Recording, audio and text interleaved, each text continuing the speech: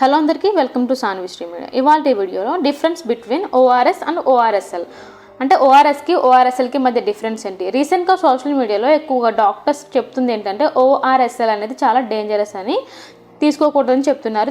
దేనికోసమో చూద్దాం.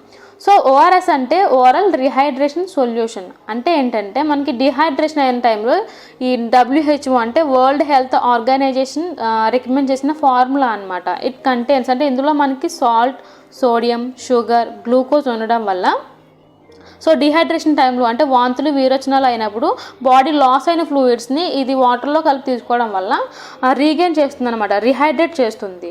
అలాగే ఓఆర్ఎస్ఎల్ అంటే oral rehydration solution plus lights. అంటే ఇందులో మనకి గ్లూకోజ్, సోడియం, పొటాషియం అంటే ఎక్స్ట్రాగా యాడెడ్ వైటమిన్స్ అనేవి ఉంటాయి. సో మనకి ఇది ఎలా హెల్ప్ అవుతుందంటే జస్ట్ ఒక ఎనర్జీ డ్రింక్ లాగా పనిచేస్తుంది అంతే. అంటే ఒక ఎనర్జీ బూస్టర్ లాగా. చాలామంది చిన్నపిల్లలకి మోషన్స్ అయినా కూడా ఓఆర్ఎస్ఎల్ ఫ్రూటీ లాగా ఎక్కువగా పట్టిస్తూ ఉంటారనమాట. సో అసలు పట్టించకూడదు. అలాగే మనకి ఇందులో హై షుగర్, సాల్ట్స్ ఉండడం వల్ల కొంతమందికి లైక్ షుగర్ పేషెంట్స్కి, హై బీపీ ఉన్న వాళ్ళకి, రక్తపోటు ఉన్న వాళ్ళకి, కిడ్నీ ఇష్యూస్ ఉన్న వాళ్ళకి ఫర్దర్ కాంప్లికేషన్స్కి తీసుకెళ్తుంది అనమాట ఇది తీసుకోవడం వల్ల. సో అందుకే డాక్టర్స్ రికమెండ్ చేసేది ఏంటంటే మనకు సాధారణంగా డిహైడ్రేషన్ అయినప్పుడు ఓఆర్ఎస్ అంటే ఓరల్ రీహైడ్రేషన్ సొల్యూషన్ అనేది సరిపోతుంది. So in case doctors recommend చేసి ఓఆర్ఎస్ఎల్ తీసుకోవచ్చు అంటేనే తీసుకోవాలన్నమాట. సో లేకపోతే తీసుకోకూడదు. Follow for more.